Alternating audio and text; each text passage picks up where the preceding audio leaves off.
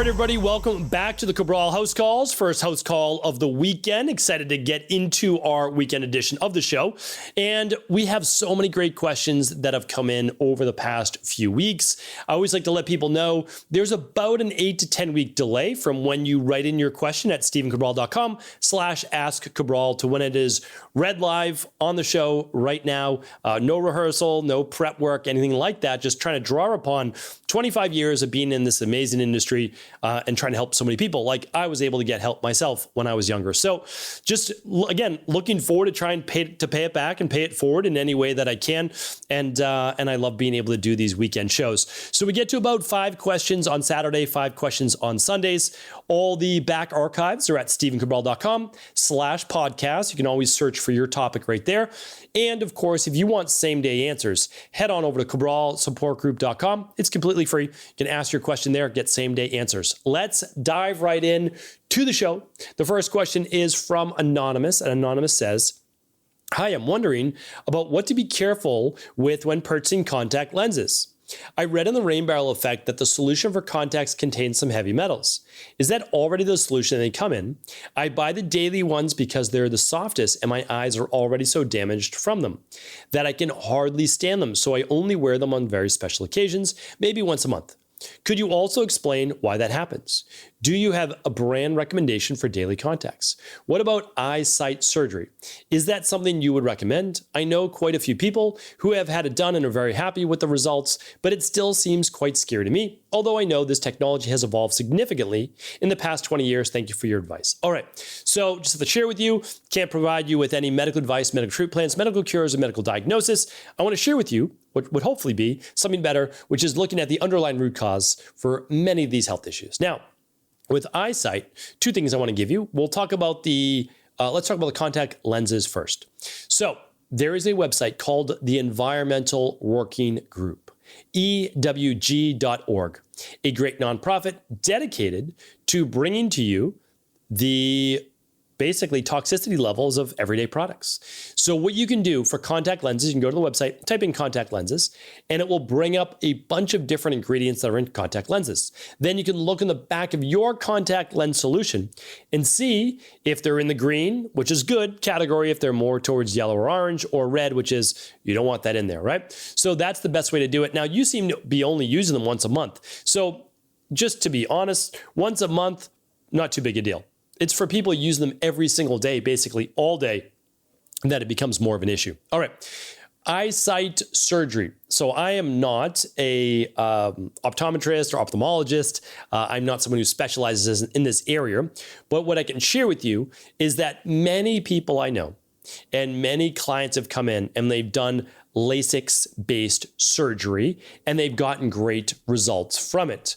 Now, you do want to remember, or I should say, at least be aware of, that there can be some potential side effects. So sometimes clients that have gone through that can have dry eyes.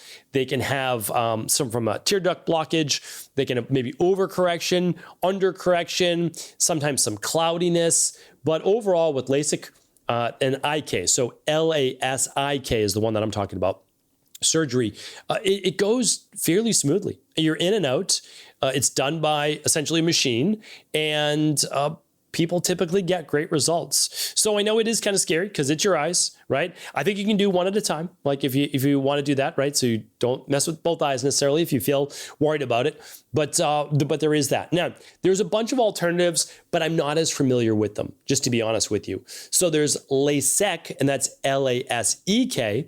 There's SMILE, which I believe is a small incision of the actual cornea. But again, I'm not an expert in this. Then there's also implantable contact lenses. So there's a lot of different ways if you don't want to just wear, obviously, glasses or contact lenses. So my advice is speak with a well-qualified ophthalmologist, a surgeon that does eye-based surgery, and they can give you some hopefully good advice. All right.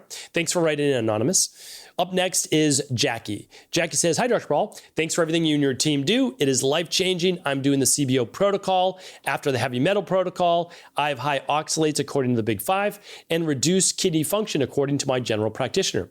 How long does it take for a low oxalate diet to clinically lower oxalic levels or oxalic acid in your experience, working on the root cause, but trying to reduce symptoms along the way?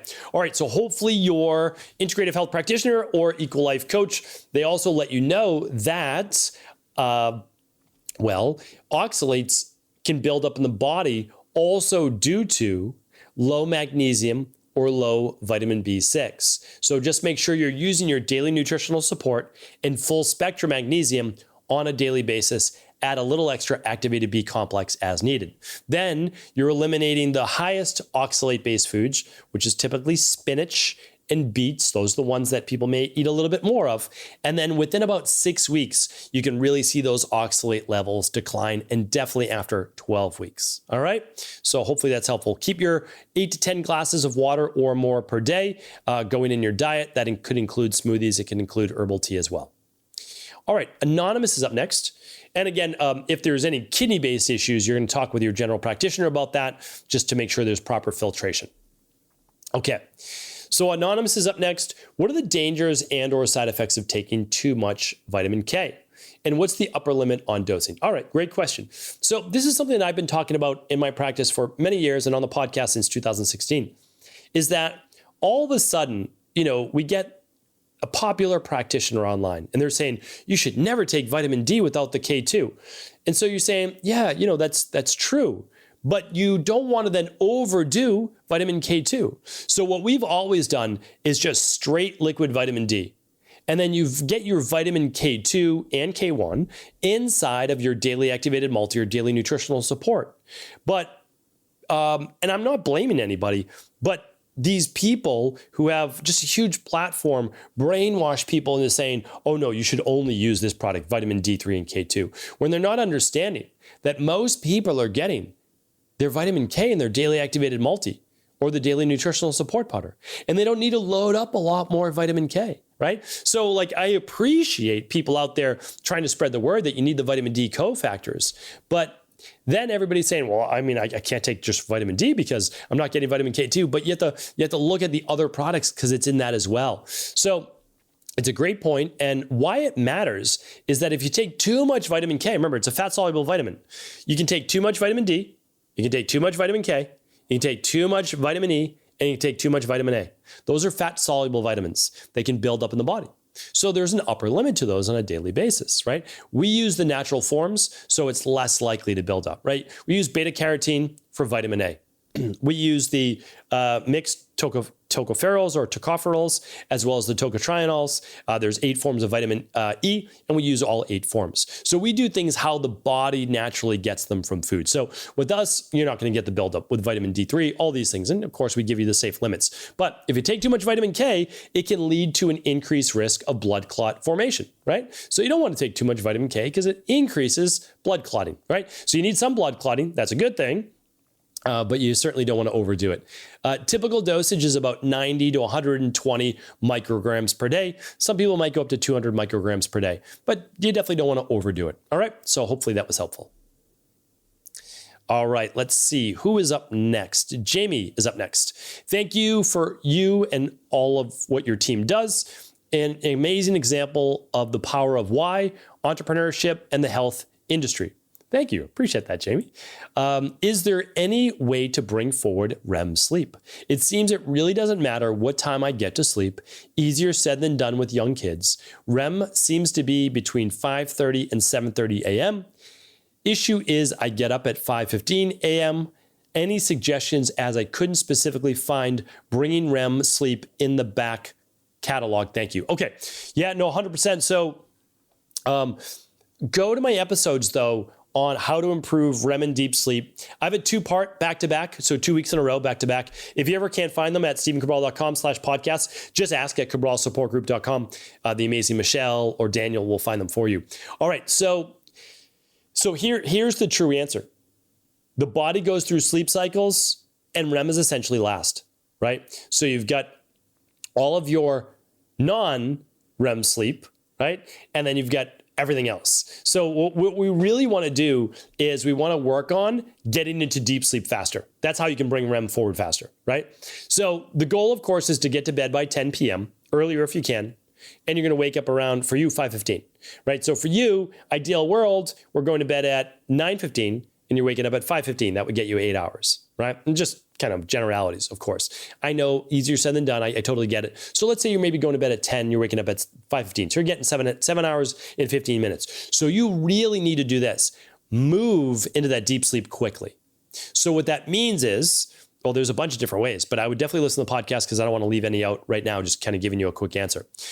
Make sure the body is not overheated. So bring down the temperature in your room or just use one light like bamboo sheet or organic sheet. All right. So the body is very breathable. Keep your body breathable, lower core temperature quickly. All right. Make sure it's blacked out so that you're not seeing anything, that there's no noise. Put on white noise if you need to. Use liquid melatonin, use the Adrenal Soothe, use the full spectrum magnesium. Get your body into that deep sleep as fast as possible. That's our sleep help support protocol. You can find that at stephencabral.com/shop. Thousands of people around the world use that successfully. They love it. I use it. I love it. I've been using it for years. So that's that. 2 Adrenal Soothe at dinner, 2 full spectrum magnesium at dinner, and then liquid melatonin a half hour or an hour before bed. That'll get you into your deep sleep faster. You'll move through your deep sleep. Your body says, oh, good, we helped the body recover. Now we're going to move into more REM sleep, which is where we help the brain recover. All right. So hopefully that's helpful, Jamie. Sheila is up next. Hello, I'm on week 3 of the CBO protocol. I just started week 3 and I'm getting hives on my legs. One ingredient is bromelain, which is a candida supplement. Bromelain is a red on my IgG food sensitivity test. Is there another product I could use instead of this one? Please advise. Thank you for your time, Sheila. All right, Sheila. Unfortunately, you wrote in about 9 weeks ago. So on that Ask Cabral page, it says your question will not be seen for 12 weeks. So I just want to state that because it says on that page, just write into support@eco.life or cabralsupportgroup.com. We'll help you no matter what. Like no matter what, we are there for you at EcoLife. We're a community company. We're there to help. I mean, that's the bottom line. So I feel bad because you're done with your CBO protocol by now. But I know you probably got the answer. Here's what the team would say. So one is bromelain is an enzyme inside of pineapple. It is cross-reactive on that IgG test. The lab is actually recalibrating or removing that one because it shows up in more than 2/3 of people. So we actually work with the labs because we run tens of thousands of these labs every single year. So we help catch outliers, and it's just that one. And there was one more. It was vanilla extract. Okay, so those were the 2. We worked with the lab on this. We said, hey, here are the 2 outliers that started to happen over the last like 3 or 4 months, and anyway, so we work hand in hand with these labs and do a lot of just basically to just run labs on so many people, we can find random outliers. All right, so that's that. But if bromelain really is an issue, which it can be, so I'm not saying that it can't be, what we would do is we'll recommend a different product for you, one that does not contain the enzyme bromelain. All right, so that's it. But we're always happy to help. Email support@equi.life for any protocol-based questions. Or write in at cabralsupportgroup.com. All right, everybody. Appreciate you. I thank you for being a part of this community. I'll be back tomorrow answering 5 more of our community's questions. Take care. Thanks so much for tuning into today's show. Before you go, don't forget to hit that subscribe button. I want to make sure that you're getting our daily content, not missing out on anything. Functional medicine, wellness, weight gain, weight loss, anti-aging, living longer, stronger, and all of the most cutting-edge research. And if there's any topics you want to hear, feel free to leave them in the comments below. Take care.